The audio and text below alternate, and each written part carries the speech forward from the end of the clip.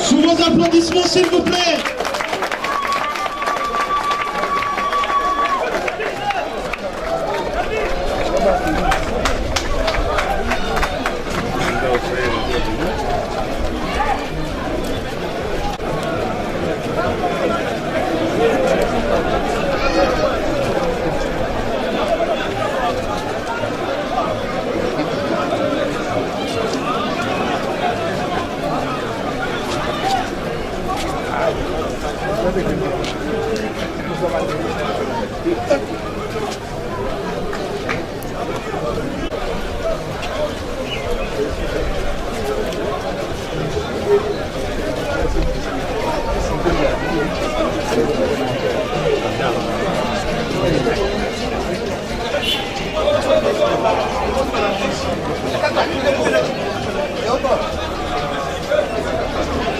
Monsieur le Président de la CODEA, Mesdames et Messieurs, distingués invités, en vos rangs, grades et qualités, nous souhaitons la bienvenue en ce lieu.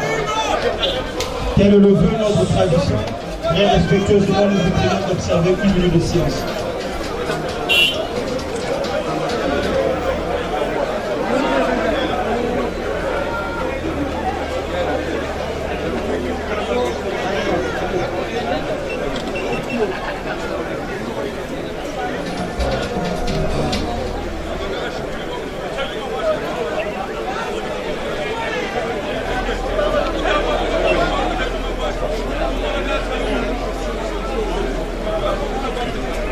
Observant la minute, nous assistons à la levée des couleurs.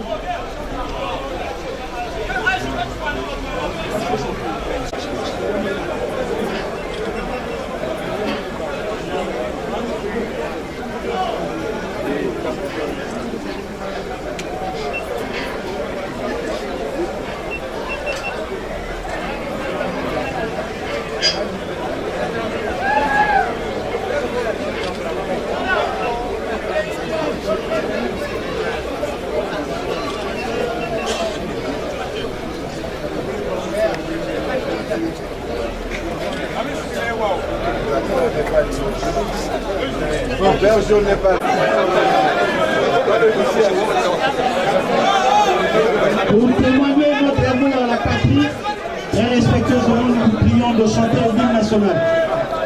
En ce jour, le soleil se lève, de notre Congo resplendit, une longue vie s'achève, un monde a surgi, chantons tous avec ivresse le chant de la liberté.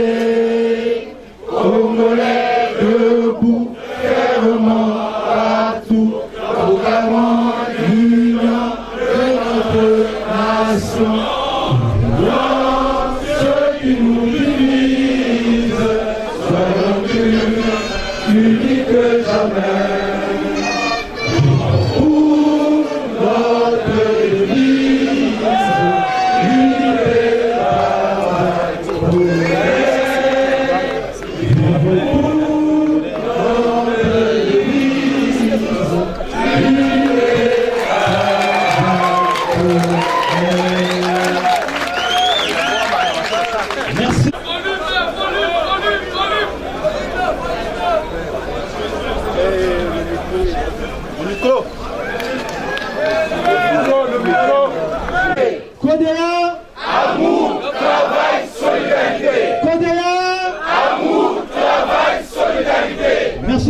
sous vos applaudissements, s'il vous plaît. Une fois de plus, Monsieur le Président, très respectueusement, nous vous d'exécuter l'acte symbolique de la CODEA.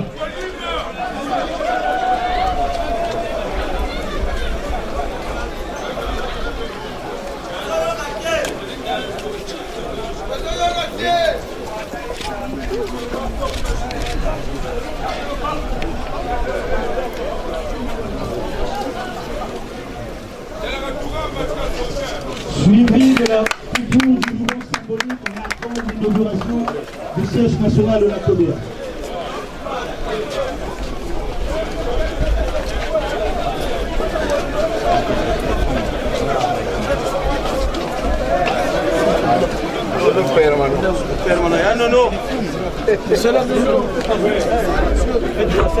S'il vous plaît.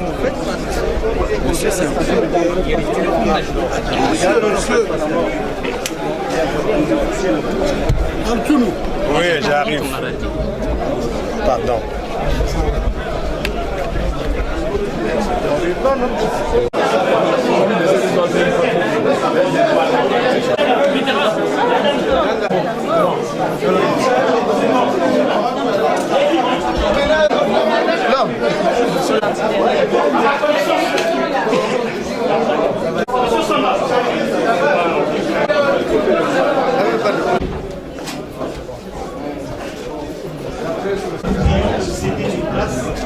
Aux invités et responsables permettent de bien cerner les faits qui se produisent pour tenter de mieux les interpréter. En politique, il arrive que ce devoir s'impose, non pas pour rompre le contact avec la base, mais pour des raisons stratégiques et d'opportunité. Aujourd'hui, ici dans cette salle, après avoir assisté à l'inauguration de notre siège national, le président Guy-Brice Parfait-Kolela se livre à vous, amis de la presse, pour éclairer sur les sujets qui minent la vie politique de notre pays. Sur ce et en ce mot, je m'empresse de donner la parole au docteur Guy-Brice Parfait-Kolela, président de la CODEA, sous vos applaudissements, s'il vous plaît.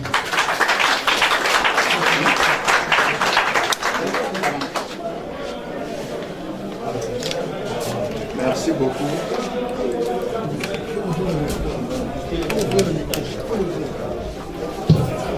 Merci beaucoup. Je me permets tout d'abord de saluer cette assistance. Merci d'être venus nombreux pour assister à ce que je considère comme une rentrée politique. Chers compatriotes, militantes et militants, mesdames et messieurs, après le hold-up électoral du 4 avril dernier, nous avons choisi le silence comme posture politique. Ce silence n'a jamais été un aveu de faiblesse ou de résignation. Il fallait observer où allait le vent. Par notre attitude, nous avons évité à notre peuple une effusion de sang inutile. Car notre souci constant a toujours été de préserver la paix et l'unité nationale. Ce temps de silence nous a permis de connaître le sens du vent et d'orienter enfin notre combat politique. Je combats pour un idéal politique qui transcende les barrières ethniques et épouse les contours de la nation. Je ne combats pas des hommes, mais un système politique déshumanisant qui appauvrit les hommes pour mieux les manipuler et mieux les chosifier. Je combats un système politique qui emprisonne, torture et tue ses fils. Mon combat est un combat d'idées et non pas celui des armes. Aujourd'hui, le Congo fait face à une crise multidimensionnelle. Une crise économique, politique, sociale, financière et culturelle. Et pour s'en sortir, le Congo a besoin de tous ses fils. Hier, je disais mes inquiétudes. Celle de voir le Congo basculer dans les sombres heures du monopartisme totalitaire. Ces sombres heures des années 70 et 80, où des Congolais pourchassaient des Congolais pour délit d'opinion. C'était l'ère du marxisme rugissant. Avec le temps, les marxistes d'hier au Congo se sont convertis à la démocratie, ce qui est une bonne chose. Mais la démocratie a ses règles et ses exigences. La démocratie, ce ne sont pas le bruit des armes et les intimidations de tout genre. Le respect des droits de l'homme et des libertés fondamentales sont les fondements sacro-saints de la démocratie. Ce que nous vivons aujourd'hui au Congo semble me rappeler les pires heures du Congo de ces années-là. Les mêmes symptômes, à savoir une crise économique, sociale et financière qui ébranle les fondamentaux de la République, des violations répétées des droits de l'homme, la promotion des antivaleurs, avec la mise sur pied des milices au service du pouvoir et d'une police politique qui fabrique de vraies fausses preuves aux fins d'arrêter les opposants politiques. L'arrestation des opposants et des jeunes Congolais qui ne rentrent pas dans le moule politique du pouvoir régnant est devenue la principale occupation. Les geôles de la maison d'arrêt de Brazzaville sont remplies de prisonniers de l'intolérance idéologique. La justice est aux ordres du pouvoir. Nous assistons à une montée du banditisme dans le département meurtri du Poul, et pourtant quadrillé par la force publique congolaise.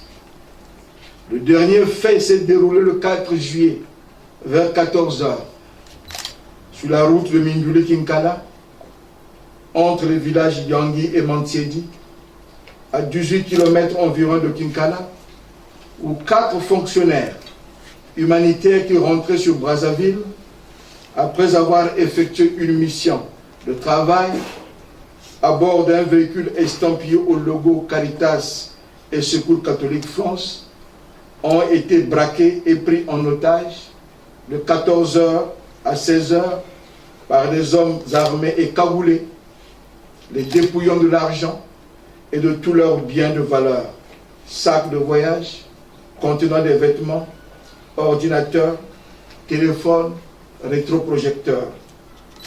On se demande comment ces faits crapuleux, indignes et inhumains peuvent se produire si facilement dans un département qui connaît un déploiement massif des éléments de la force publique de notre pays. Les quartiers de Brazzaville sont truffés des indicateurs de la police aux fins de traquer des personnes qui oseraient parler en mal du pouvoir régnant. Où va le Congo? Que font nos fils, frères et sœurs qui s'adonnent à de telles activités? Le pouvoir régnant s'écarte des vrais problèmes qui se résument par le règne de l'arbitraire, le chômage endémique des jeunes, la cherté de la vie, la misère et les fins de mois difficiles dans toutes les familles. Quelles sont les réponses que le pouvoir régnant du Congo apporte aujourd'hui à ces problèmes? Le Congo va mal. Le Congo aujourd'hui fait face à un niveau d'endettement de près de 70%, sinon plus du PIB. Donc 45% du PIB pour la dette publique extérieure. La diversification de l'économie congolaise, longtemps clamée, ne s'est pas faite. l'économie congolaise est restée unijambiste. L'épargne nationale, mise soigneusement de côté pour les générations futures, a fondu comme neige au soleil. Elle a disparu. Le Congo va mal. Les analystes économiques les plus avertis nous disent qu'à ce rythme, l'héritage que laisserait la politique actuelle est un Congo surendetté sur le long terme, appauvri avec une richesse négative de l'ordre de moins 20,3% du PIB en 2034, période à laquelle la production de pétrole aura baissé à 13 millions de barils, contre 90 millions en 2015, 98 millions en 2020, 58 millions en 2025 et 18 millions en 2030. Parlons vrai, disons les choses justes. Le Congo que nous avons reçu en héritage des pères de l'indépendance est au bord du précipice. Il se trouve à la croisée des chemins entre le bon sens et la folie de l'insouciance d'une classe politique qui fait passer au devant ses intérêts partisans au détriment de ceux des Congolais. Une classe politique régnante qui nie l'évidence, l'échec d'une politique économique et sociale ambitieuse, mais qui s'est heurtée cependant aux appétits financiers de ses acteurs. Le Congo se meurt. Nous observons sur le terrain des entreprises qui licencient en masse. Le ralentissement des activités économiques est très perceptible dans la ville océane Pointe-Noire. Depuis longtemps, les ministères n'ont plus de budget de fonctionnement. Le budget de l'État, exercice 2016, n'a presque jamais été exécuté. Les administrations tournent au ralenti. L'État semble être en faillite. Où va le Congo? Après le hold-up électoral du 4 avril dernier, le pouvoir régnant actuel avait proclamé une rupture avec les pratiques du passé. Mais que constatons-nous? Aussitôt revenu aux affaires, la première mesure spectaculaire qui a été prise n'est pas celle de régler le déficit des enseignants dans l'éducation nationale. Non plus le recrutement des élèves finalistes sortis des écoles de formation, ni le renforcement des capacités de production des agriculteurs, éleveurs, pisciculteurs afin de booster la croissance. Tenez-vous bien, la première mesure prise a été le recrutement des Congolais dans l'armée et la police. Autrement dit, le renforcement des capacités opérationnelles de l'armée et de la police. Était-ce une priorité? Dans un Congo où la situation économique, sociale et financière est chaque jour difficile, un Congo classé dans le top 10 des pays les plus endettés d'Afrique. Le Congo va mal. La crise économique et financière dans laquelle le Congo se trouve aujourd'hui conduit le gouvernement actuel à chercher à renouer avec un programme économique et financier du FMI. Cependant, le FMI reste prudent sur l'ouverture des négociations avec le Congo pour la simple raison que le régime actuel du Congo-Brazzaville n'est pas reconnu par les grands actionnaires de cette institution, à savoir les États-Unis, l'Allemagne, la Grande-Bretagne et la France. Une meilleure visibilité politique et diplomatique est une condition pour entamer de telles négociations. Mais quand on emprisonne des opposants politiques, on les traque, on les bâillonne, on les censure dans les médias, est-ce cela créer une visibilité politique? Les derniers résultats de l'élection présidentielle ont redessiné le paysage politique congolais, disant les vrais résultats de l'élection présidentielle ont donné une autre cartographie politique. Ignorer cette réalité politique est suicidaire et signifie pour moi ne pas aimer le Congo. Les hommes politiques dignes de ce nom ne peuvent pas ne pas prendre en ligne de compte les aspirations du peuple congolais. En partant aux urnes, les Congolais s'étaient massivement exprimés. Mais ce que je constate, c'est que sur le terrain politique, le pouvoir politique régnant au Congo continue d'ignorer royalement ceux que le peuple a réellement choisis. Une telle attitude ne contribue aucunement à asseoir la lisibilité et la visibilité politique dans notre pays.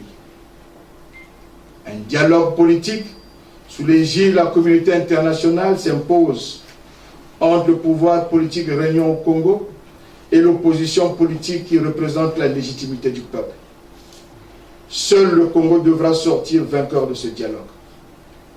Certains hommes politiques proches du pouvoir dans ce pays semblent nier la nécessité de l'organisation d'un véritable dialogue inclusif.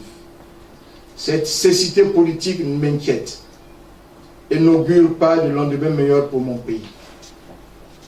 Ces hommes sont plus concernés par les mécanismes de conservation d'un pouvoir politique acquis frauduleusement que par la gouvernance économique, sociale et culturelle de notre pays.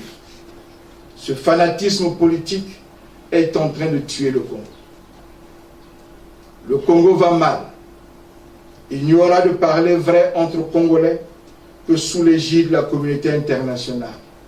Faire autrement, c'est se mentir. J'invite le président de la République, une fois de plus, à prendre de la hauteur, à saisir la main tendue de l'opposition politique congolaise pour un dialogue sincère, et ce avant qu'il ne soit trop tard. Car quand je tends l'oreille, j'entends dans le lointain monter les gémissements d'un peuple qui souffre, j'entends la grogne qui monte. On peut retarder le verdict du destin, mais on ne peut pas le repousser indéfiniment. Il arrive toujours un moment où il faut faire face sur la dure loi de la nature. Car je ne cesse de le dire, qu'une victoire dans l'erreur est une défaite dans la vérité. Et le 4 avril dernier, lors de la proclamation des résultats du scrutin présidentiel, il y a eu une victoire dans l'erreur. Monsieur le Président de la République, je crois que le moment où le Congo doit se rassembler et se regarder dans le miroir du destin est arrivé. Faire autrement, je dis une fois de plus encore, c'est se mentir. Pour mieux préparer ce dialogue, j'invite l'opposition congolaise à la tenue d'une convention nationale au fin de recadrer le combat, redéfinir les grandes lignes d'une opposition mûre, responsable et consciente de cette mission. Je rends hommage ici à la base militante de l'opposition congolaise qui est restée sereine face aux provocations de tout genre et à l'adversité. À cette même base militante, je dis de rester vigilante, rassemblée et prête à participer au dialogue inclusif pour débattre de l'avenir du Congo, de l'avenir de nos enfants. Unis dans l'adversité, nous vaincrons, mais divisés, nous courons vite à notre perte. À nos parents sinistrés du département du Poul, victimes innocentes des dérives politiques, je dis ici ma compréhension de la situation dramatique que vous vivez, que nous vivons. Nous ne baissons pas les bras pour apporter des solutions à vos problèmes.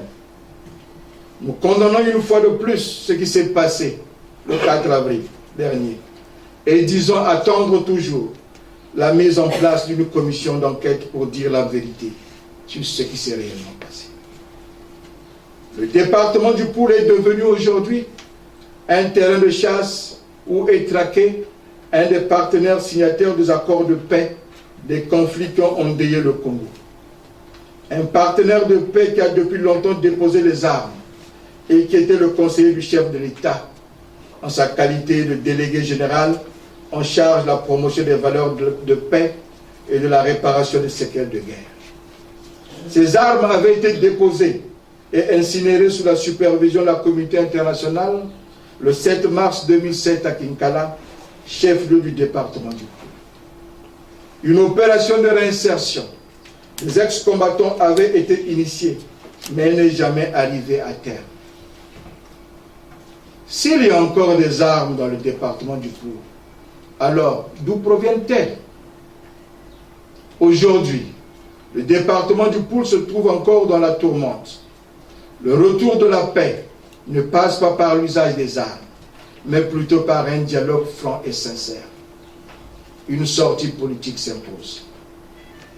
Mes chers compatriotes, j'ai eu dans ma vie à prêter serment pour vous accompagner dans le processus de restauration de la démocratie et de l'état de droit. Je réitère cet engagement. À tous ceux qui croient en moi, je ne vous ai pas abandonné. Un calendrier de causeries, débats politiques va vous être donné, et ce, afin que je m'entretienne avec tous les militants dans les arrondissements de nos villes, ainsi que les chefs-lieux des départements. Restez dans l'espérance d'un Congo nouveau, afin que vive la démocratie et l'état de droit. Je vous remercie.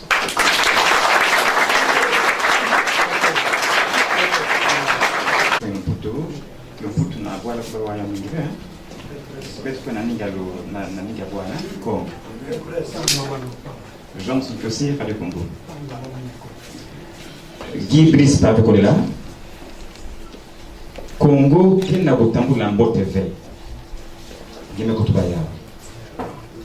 Na petit me kan ba principe ou ba indicateur na kubana mafio sina kati ya bilingue. Ina kana sala ila sati ko na tona mbote ve ni atete. Ya zo. Ngene kotubati ma solo dialogue. Fanda kuva dialogue ya kidika.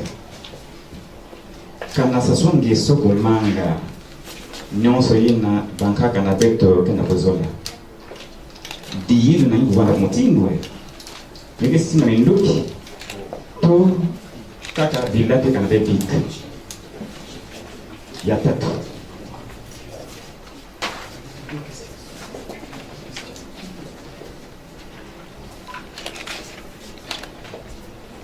beto kena kolonzela nenge demokrasi ngeme ko bango na mbote na lumba ya ngonda avril matuza kubukaka pe nyoso bandaka na KSV owapi moti nonge gi principal kwela niko pesa mayindu na bayina kele na lutumu to na majorité na kosalati konko voanisa mbote ngemba ya siki na Congo bazali manisi. De suivre. En suivant Alain Choulou pour le compte TV5. Si en vous suivant, c'est de demander pourquoi on poserait encore des questions. Je voudrais quand même deux questions de précision. La première question est liée au résultat des élections présidentielles. On sait que vous avez pris acte à la résolution de la Cour constitutionnelle, et là je vous ai suivi, vous avez parlé de hold-up électoral.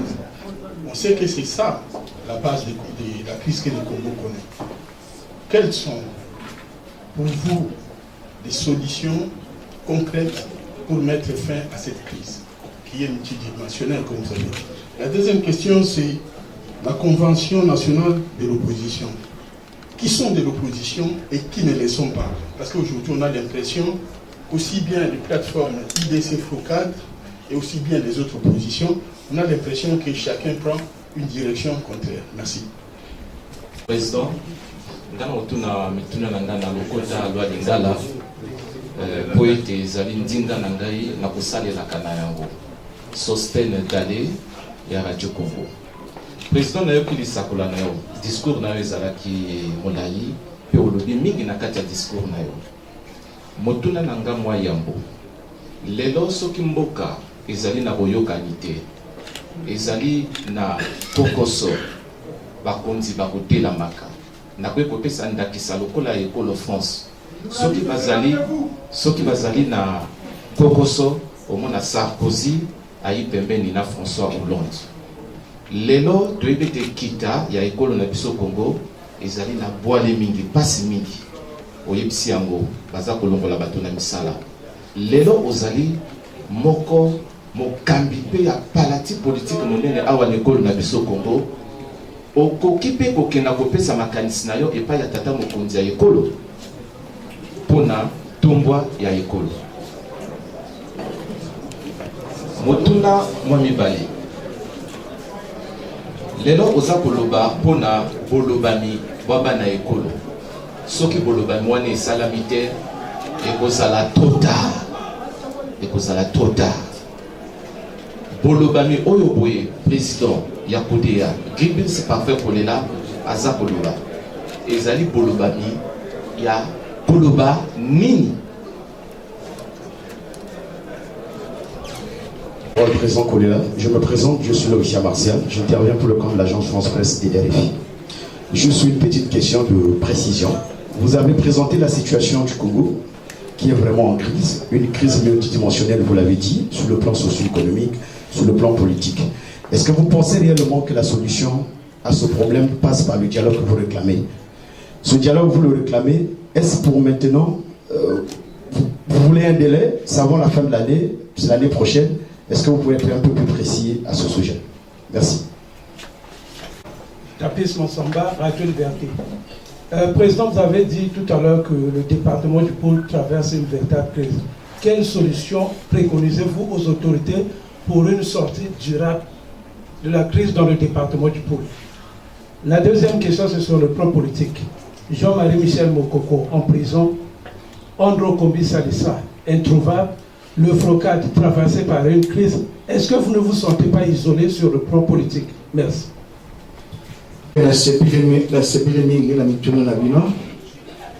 Bon. Quels sont les indicateurs macroéconomiques qui montrent que le Congo est en déclin? Indicateurs macroéconomiques examinés. Par exemple, la kisa timboka na biso ekoti na kati ya mikaka tano. Autant pour moi. Na yebisaki na kati ya discours nanga indicateur moko ya produit intérieur brut. 70% à taux d'endettement. Sinon plus. Le Congo est endetté. C'est le seul indicateur que je peux vous révéler. Mais si on va au chômage, quand nous étions à la présidentielle, à la course à la présidentielle, nous étions à plus de 40% du taux de chômage des jeunes entre 25 ans et plus. Aujourd'hui, ce taux de chômage a encore augmenté. Je n'ai pas besoin d'aller dans les statistiques puisqu'il y a licenciement. C'est que le Congo va mal.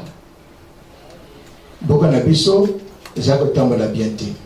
Bota la kaka. Boka na Pointe-Noire, bota la entreprise, nenge za bokanga. Bazako licencié. Batwaza okene na chômage. Nani mokonzi ya mboko yo politicien ko yiko sepela lera ko azako tala makama ndenge wana. Atana zana opposition mais za mboka na ngai.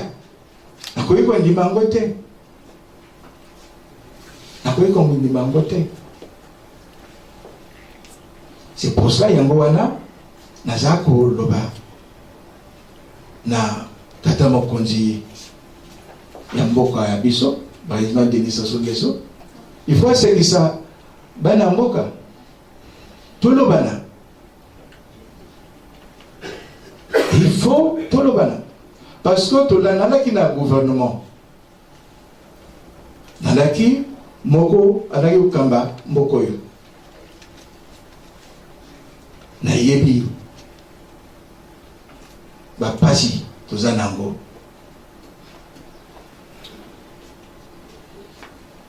Ce qui les lobes fautité, mongo il faut qu'il y ait santé va fonctionnaire. Est-ce que bateau va conseiller là? Les journalistes ont tenu bien. Ceux qui veulent faire foutu binoté, bah arriéré et ça ko yana sima. Tout ça au contre la carte va arriéré.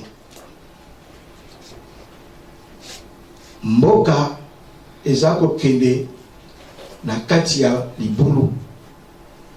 Alors avant qu'on arrive au pire, avant qu'on arrive aux grèves répétées, c'est ça ce que moi je dis, avant qu'il ne soit trop tard.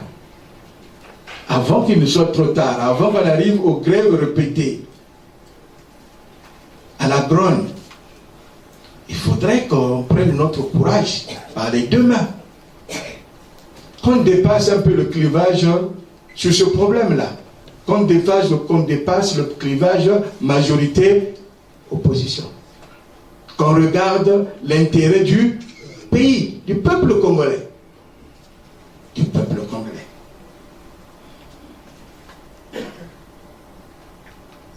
Quelle est l'alternative s'il n'y a pas de dialogue? Est-ce que Tuninga, est-ce que Nayo Mindoki?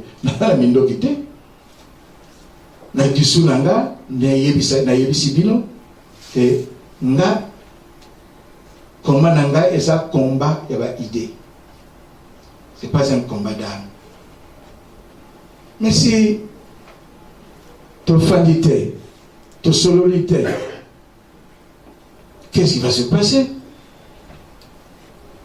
Ce sera le désordre. Vous avez vu ce qui s'était passé en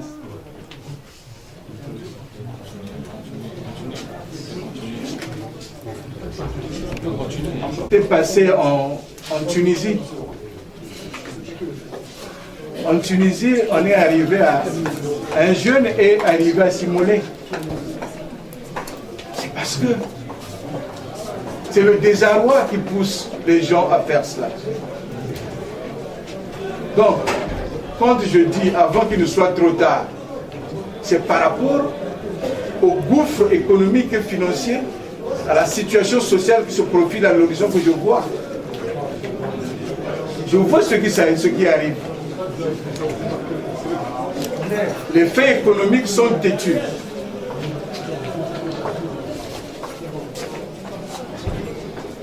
C'est pour cela que je dis, avant qu'il ne soit trop tard. C'est maintenant que nous devons trouver des solutions. J'ai dit que le Congo veut nouer avec un programme économique et financier avec le FMI. C'est la vérité. Le gouvernement actuel veut renouer avec un programme économique et financier. Mais le FMI n'accepte pas. Parce que pour le FMI, le Congo est un pays où il y a une instabilité politique, il n'y a pas de visibilité. Nous avions atteint le point d'achèvement. Nous avions été rangés parmi les pays pauvres et très endettés. Nous avons bénéficié de la remise des dettes. Mais nous sommes encore endettés, surendettés. Donc, quel est cet organisme qui peut faire confiance au même gestionnaire à qui, hier, il a fait une remise de dette? C'est difficile. C'est le bon sens, tout simplement. C'est pour cela que je dis, avant qu'il ne soit trop tard.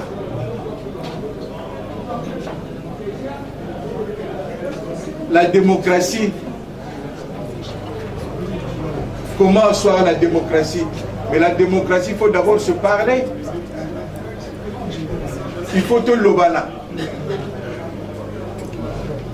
Fondement de la démocratie, et ça d'abord ma solo, dialogue. Fondement de la démocratie, et ça Tété, ma solo, dialogue.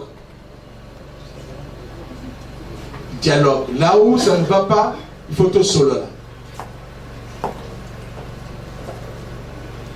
Je reprends Nazana Mindokité. J'attire l'attention du pouvoir politique. Réunion. Ce qui te falité. N'a pas problème avec Zanango. Économique, financier. Ceux qui lobby, fonctionnaires adjoints du Foutanaye et à Souka sans terre. Ceux qui te fanité, te lobalité, peut-être au Kenya la grève, peut-être au Konda. Na la cherté de la vie, l'ilo que Rokoma Talo, na bazando, ce qui moto a dû et l'eau qui a relié à terre, à Rossani. Ça sera compliqué. Par résultat de l'élection, quelles sont les solutions pour sortir de cette crise? J'ai dit qu'une victoire dans l'erreur est une défaite dans la vérité. Et je répète, le 4 avril dernier, lors de la proclamation des résultats, il y a eu une victoire dans l'erreur. Je répète, le pouvoir régnant le sait. Mais nous disons, bon, nous sommes des Congolais. Nous sommes des Congolais.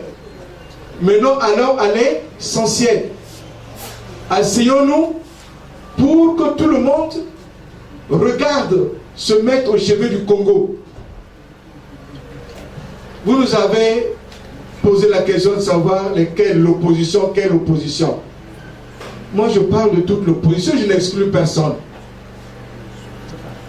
Je n'exclus personne. Je veux l'unité de l'opposition. Toute l'opposition. Parce que ce que nous avons en partage est plus fort. C'est le Congo que nous avons en partage. C'est le Congo qui est en train de prendre de l'eau que nous avons en partage. Quelles que soient les objections qu'on peut avoir sur les uns et sur les autres, nous devons mettre au centre le Congo. Aller à l'essentiel. Non, je ne me sens pas seul. La dernière fois, nous avons fait la réunion de l'IDC. Je l'ai présidé. La semaine passée, nous avons fait la réunion de l'IDC. Je suis le vice-président de l'IDC. Ce n'est pas parce que son président n'est pas là que la plateforme ne fonctionne pas. Non. Excusez-moi. Je m'appelle Jean-Jacques Bemba du journal Les Dépêches de Brazzaville. Alors, dans votre mot préliminaire, Monsieur le Président, vous avez évoqué les questions d'insécurité. Là, vous en parlez. Est-ce que vous vous sentez vous-même en insécurité? Bon, moi, je ne suis pas en insécurité. Je ne suis pas en insécurité. Si j'étais en insécurité, je n'allais pas faire toutes ces activités. Ce sont mes militants qui sont en insécurité. Ce sont mes collaborateurs qui sont en insécurité, qui sont traqués. C'est ça la procédure du pouvoir marxiste. C'est réduire les libertés des proches collaborateurs, des responsables politiques, afin de les intimider. Non, je ne suis pas en insécurité. Je ne suis pas en insécurité. Quand vous venez chez moi, vous voyez les militaires autour de moi. Vous voyez les militaires autour de moi. Toutes les entrées, vous voyez les militaires autour de moi. Je ne suis pas en insécurité et je suis protégé. Donc, je ne suis pas en insécurité.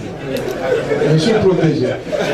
Parce que je sais que parfois quand je sors, je vois souvent des véhicules blanches, de couleur blanche ou rouge, et les gens qui sont en Jakarta qui me suivent. C'est la police, c'est la sécurité d'État. Même ils sont ici aussi. Et je les salue. Je les salue. Je suis sincère. Hein? Je suis sincère. Je ne suis pas en insécurité. Ce que je dis, je le sens. Je ne suis pas en insécurité. Parce qu'on ne sait jamais d'où viendra le coup de feu. On ne sait jamais. Je ne suis pas en insécurité. Je suis protégé. Et je suis suivi. Comme ça, les informateurs n'iront pas raconter ce que je n'ai pas dit. Hein? J'assume tout ce que je dis. Donc, non, je ne suis pas en insécurité. Je remercie tout ce que le pouvoir fait. Je le remercie. Mais qu'il soit un peu discret. C'est tout ce que je dis. Merci. Autre question? Oui.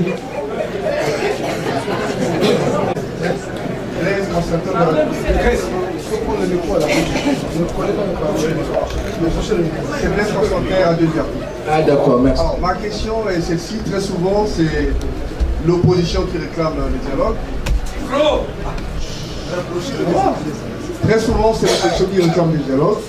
Et ce que nous constatons, c'est que lorsque le rendez-vous est pris, pour évidemment discuter pour l'intérêt de la nation, cette opposition est souvent abonnée aux absents, c'est-à-dire justement. Donc, est-ce que vous ne pensez pas que vous faussez un peu le jeu politique?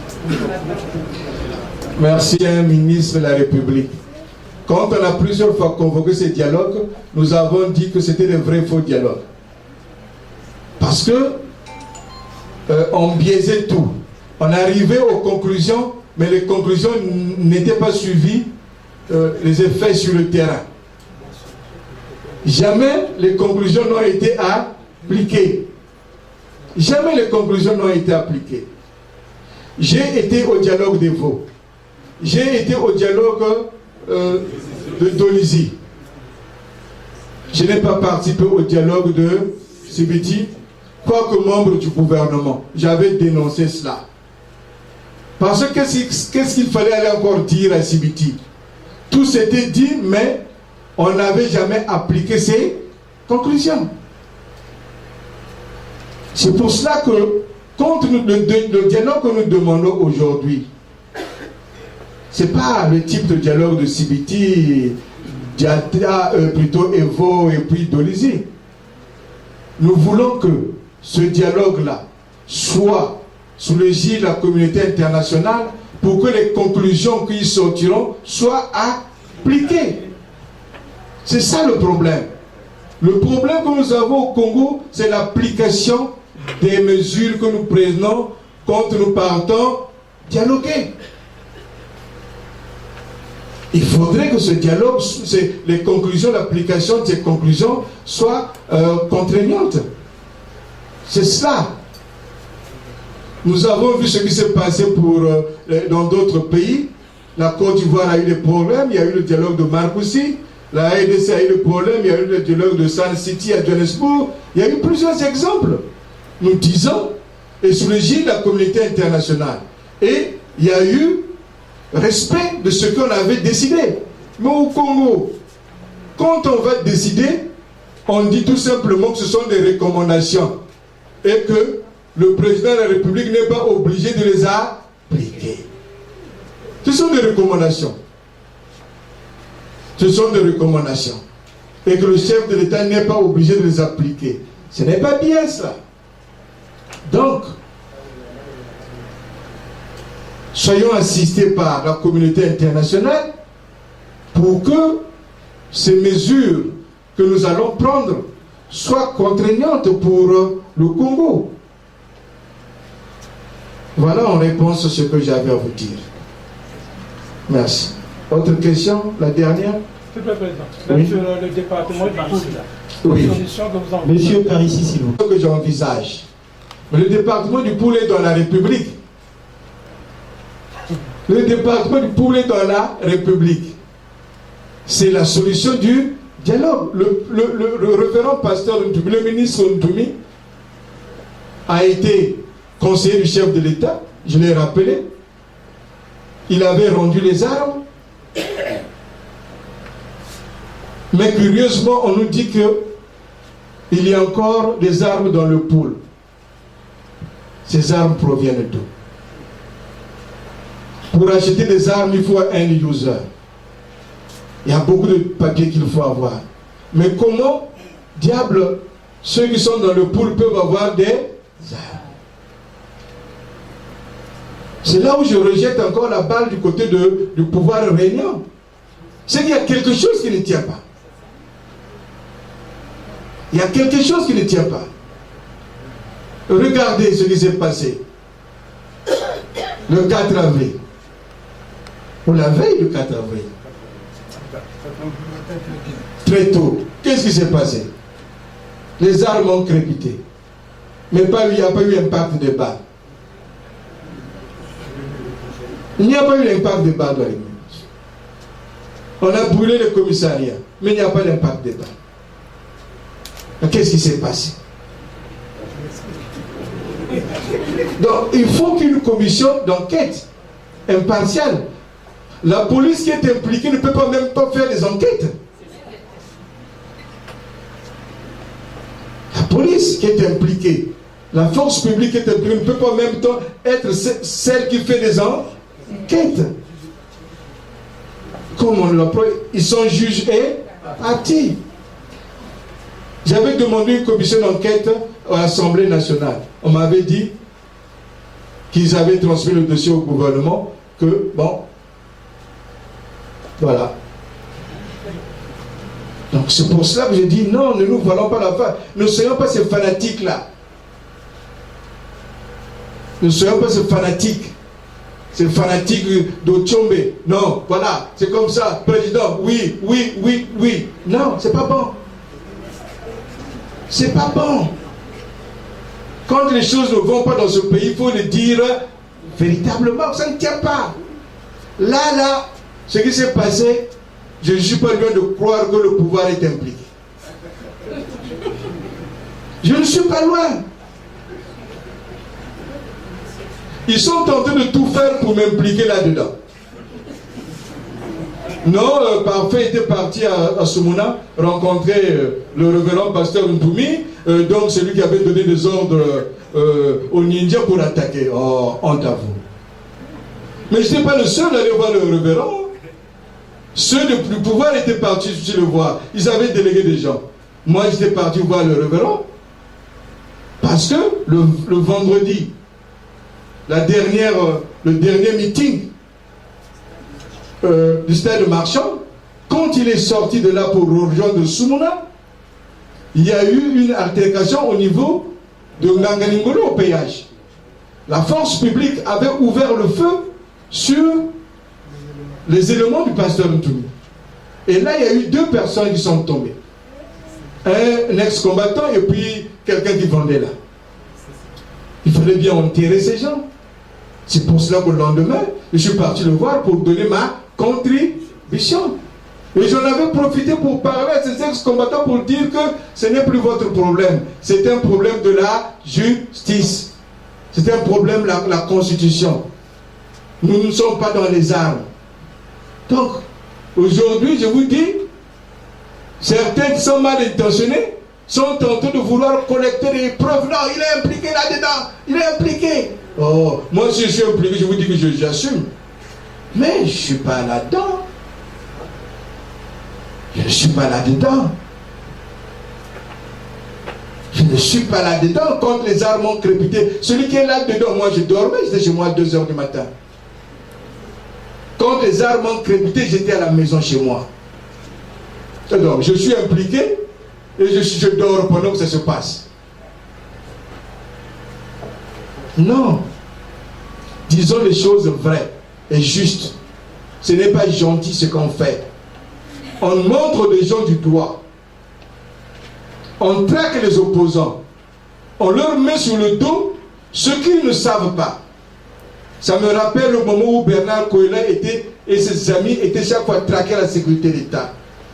Ces années sombres. Il ne faut pas qu'on revive ça. Je refuse cela.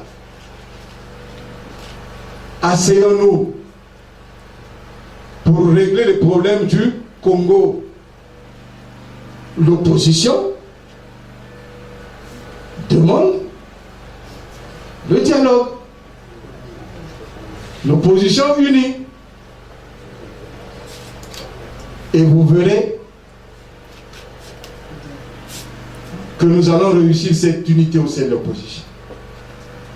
Vous verrez. Merci. Autre question? Ok. En tout cas, je vous remercie pour votre aimable attention. Je vous remercie beaucoup. Et voilà, j'en ai fini. Merci. Sous vos applaudissements, s'il vous plaît. Merci. Chers amis de la presse, la transmission est contraire à la transformation. Nous vous remercions. Patientez au moins 10 minutes.